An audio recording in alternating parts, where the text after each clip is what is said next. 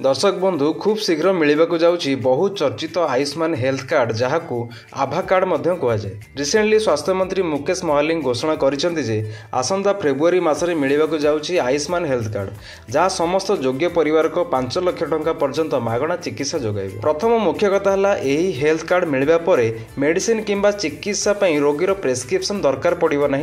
एवं द्वितीय मुख्य कथा है यही कार्ड अनेक बड़ गवर्नमेंट और प्राइवेट हॉस्पिटल रे सफलतार सह कार्यकारी हेबो।